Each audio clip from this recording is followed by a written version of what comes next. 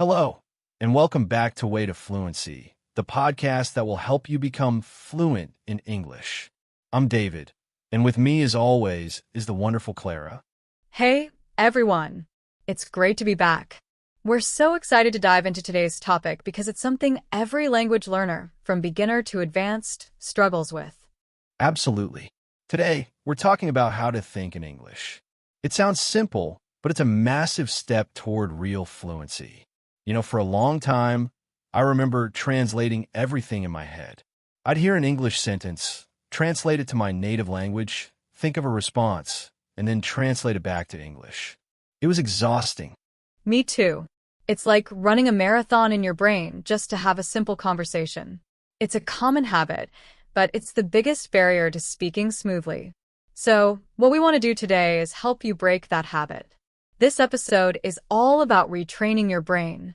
We're going to explore why it's so important to stop translating and start thinking directly in English. So, before we get started, let me ask you, the listener, a question. When you're alone or when you're driving, what language is the voice inside your head speaking? Is it your native language? If so, don't worry. That's normal. But by the end of this episode, we want you to have the tools to start changing that. Thinking in English is the ultimate sign that the language is becoming a natural part of you. So, why is this so crucial? The why is all about efficiency and speed. When you translate, you're adding an extra, unnecessary step. Imagine you're trying to say, I am hungry. If you're translating, your brain does this. I am hungry, thinks in native language. Translates back to English, I am hungry. It seems fast, but in a real conversation, those tiny delays add up, causing you to stumble and feel less confident. Exactly. When you think directly in English, you eliminate that middleman. Your brain goes straight from the thought or feeling to the English word or phrase. This is how native speakers operate. We don't think, oh, I need to find a word for apple. We just see an apple, and the word apple is there. This process also helps you build stronger connections between ideas and words in English. Instead of a word being linked to a translation in your native language, it's linked directly to the concept itself. Over time, this makes your vocabulary and grammar more solid and accessible. It's about building a new mental map. Thinking in English also boosts your confidence. When you realize you can form complex thoughts and sentences in a new language without a safety net, you feel more empowered. You're not just repeating phrases, you're creating original content in your mind. That's a game changer. Okay, so now for the how-to. Let's start small. You don't need to force yourself to write a novel in your head. Begin with single words. When you see something, label it in English. See a cat? Think cat. See a car? Think car. Look around the room right now. What do you see? Can you name 5 things in English? Absolutely. This is what we call internal narration. Another simple step is to label your actions. As you're doing something, say the action to yourself. For example, I am walking to the kitchen. I am pouring a glass of water. I am opening the door. This might feel a bit silly at first, but it works wonders. It's like you're giving your brain a constant, low-pressure workout. You're activating your English brain without any external pressure. And you can do this anywhere. On the bus, waiting in line at the grocery store while you're doing the dishes. The key is consistency. Exactly. Start with simple actions and objects, then slowly build up. From I am drinking coffee to the coffee is a little too hot today. Just like building a muscle, you have to start with light weights before you can lift heavy ones. Once you're comfortable with single words and simple phrases, it's time to level up to short, simple sentences.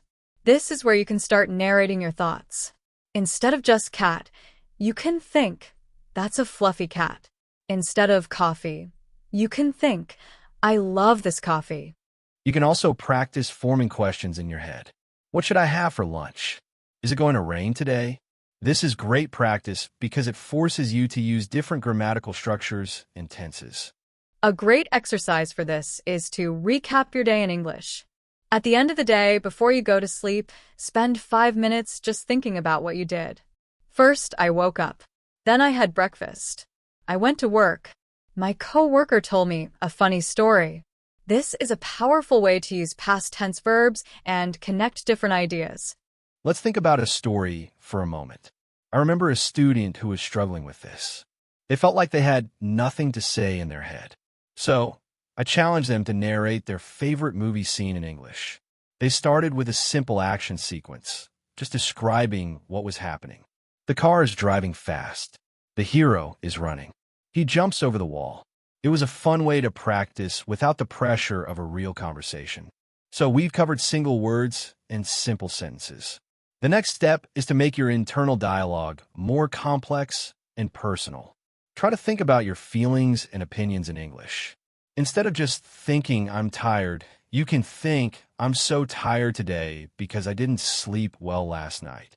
This is where you start to develop your own voice in English. You can also practice what-if scenarios. If I had more time, I would read a book. I wish I could travel to Japan. These are great for practicing conditional phrases and expressing desires. Another good tip is to have a fake argument or a fictional conversation in your head. Maybe you disagree with something you heard on the news, or you're preparing for a meeting at work. Pretend you're having that conversation in English. This is a very advanced step, but it's incredibly effective for building fluency and confidence. You can also use this technique to problem solve. Let's say you're trying to figure out how to cook a new recipe. Think through the steps in English. First, I need to chop the onions. Then, I'll add them to the pan. This not only helps you think in English, but also helps you organize your thoughts.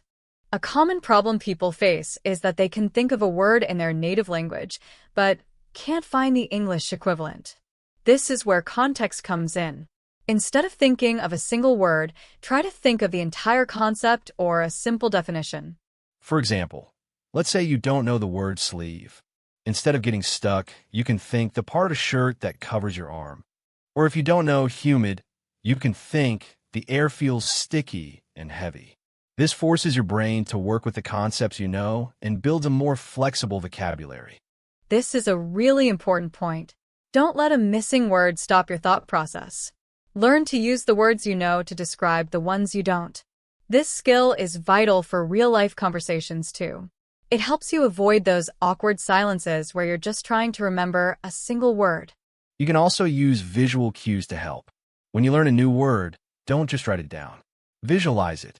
If the word is spaghetti, picture a bowl of spaghetti. Try to connect the English word directly to the image, not to the translation in your native language. So, to wrap up, thinking in English is a skill, and like any skill, it requires practice. Start small, be consistent, and don't be afraid to make mistakes. The goal is progress, not perfection. Exactly. Don't get frustrated if you catch yourself translating. Just gently redirect your thoughts back to English. It's a process, and every little thought you have in English is a step forward. So, why not try right now? After you finish listening to this episode, take a minute and just think about what you learned. What was your main takeaway? We'd love to hear your thoughts. Have you tried thinking in English before? What has been your biggest challenge? Let us know in the comments below. We read all of your comments, and they help us create better content for you. If you found this episode helpful, please give us a thumbs up and subscribe to our channel. And if you know someone who's learning English, share this with them. We're on a mission to help as many people as possible become fluent. That's all for today's episode of Way to Fluency. Thank you so much for joining us. Keep practicing, keep thinking, and we'll see you in the next episode. Bye, everyone.